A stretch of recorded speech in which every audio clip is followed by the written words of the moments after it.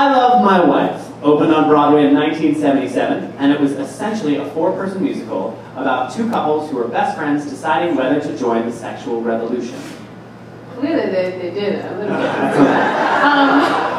As Clyde Barnes said, it's bright, inventive, and breezy, and it even takes place in New Jersey.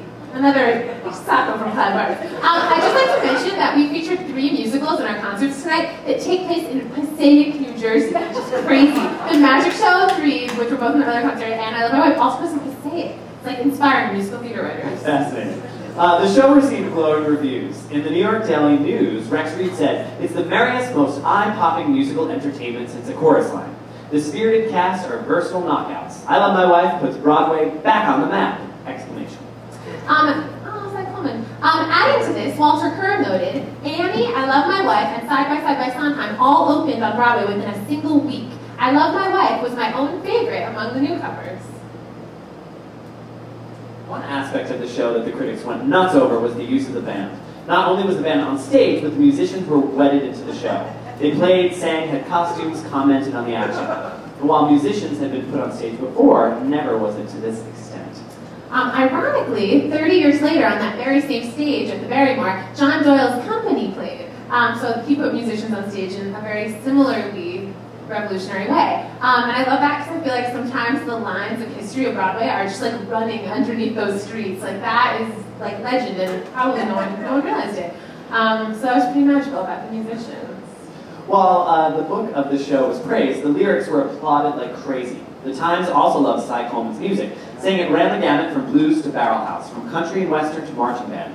It's always tuneful, infectious, and slightly impish. This makes it sound like a singing leprechaun with mumps, but in fact, it is a great deal funnier and much more versatile. Oh, Clive Barnes. One of the reasons I Love My Wife seems to be underappreciated today might be its very subject of orgies. This was 1977, and after AIDS happened, I Love My Wife seemed outdated and strange, if still a charming and quality work. The show originally starred James Naughton, Lenny Baker, Joanna Gleason, and Ilene Graff. The first replacement cast brought the Smothers Brothers in, and then the producers turned the cast black. About the original cast, the New York Post said, "The newest star will be rubbery-faced, string-bean Lenny Baker, whose simple act of disrobing had the audience screaming. He will be discovered this week as Chaplain W.C. Fields and Ray Bolger." One newspaper headline proclaimed, "Skinny, silly schlump who made it." That's Lenny Baker. The article describes him as Lenny Baker, who raves about other members of the acting profession as though there were no such thing as professional jealousy, who wants the name of his elementary school speech teacher to get into print, and who is at this very moment searching for a newspaper to find out if Annie has gotten good reviews or not, because that would be good for actors, and what's good for actors is good for him. At matinee curtain calls, the blue-haired ladies reached for Lenny Baker as though the gangly actor had a cleft chin and biceps. "I'm a plumber's son from Brookline, Massachusetts, so I come from a blue-collar background. That's been useful because the guys in I Love My Wife are very middle class. They're willing to admit the idea of lusting after another man's wife, and they're not about to call up a shrink about it. They just deal the best they can, you know?" Love that. Lenny Baker passed away at the age of 37, which is a tragedy, and he remains most well known for his star turn in I Love My Wife. Also making star turns were James Naughton with his smooth businessman persona, Joanna Gleason, the most vehemently reluctant swinger, and Ilene Graff as a blonde bombshell who wishes not to squander her nobility. There she is. In the Daily News, Douglas Watt called Graff not only a strong asset of the show, but a cute blonde as well, in one sentence. I love that. And Walter Kerr had much praise for the wry wallop Ilene Graff packs into a tune built to be belted. That's actually Eileen in Grease with Jeff Conaway, but I love that picture of her so much that I just put it in anyway. That I love her. Yeah. Here to speak about I Love My Wife and to sing that very tune is I Love My Wife and Truckloads' Ilene Graff, accompanied by her husband, Broadway orchestrator Ben Lanzarone.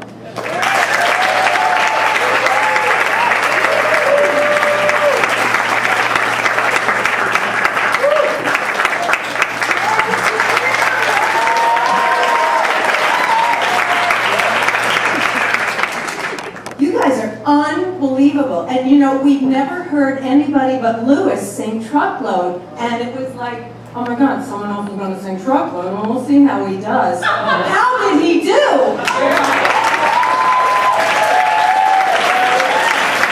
I don't know, Cat touching my shoulders during the whole tune. I would be willing to put money into a concert version of the show just to hear him do that song again.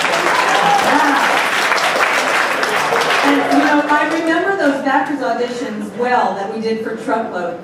It was, you know, you always heard these nightmare stories about backers auditions and you can't get people to put money into shows and all of that.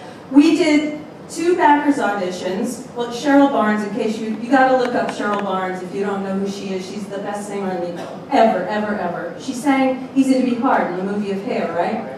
Yeah, and she was one of the original $100,000 Star Search winners, Cheryl. So we had a group of us singing at the backers auditions. We did 2 backers auditions, and they just started throwing money at us. We said, oh, this is easy. Little did we know that that evening when Manny Eisenberg and Pat called us into that horrible room at the Lyceum, that our hearts would just be broken and shattered. And I mean, I've been in show business for 40 years. To this day, that's the thing that I'm still in pain over. Nothing. I mean, your series gets canceled. All right, so the series gets canceled. Big deal. But we never got to open Truckload. And there was going to be a strike. There was going to be a musician strike, and we just didn't have the money to carry us through into a proper opening. But it was an amazing, life-altering experience, and I'm so grateful that my colleagues, Pat and Louis, invited me to participate because it was phenomenal. This is my husband, Ben Lanzarone.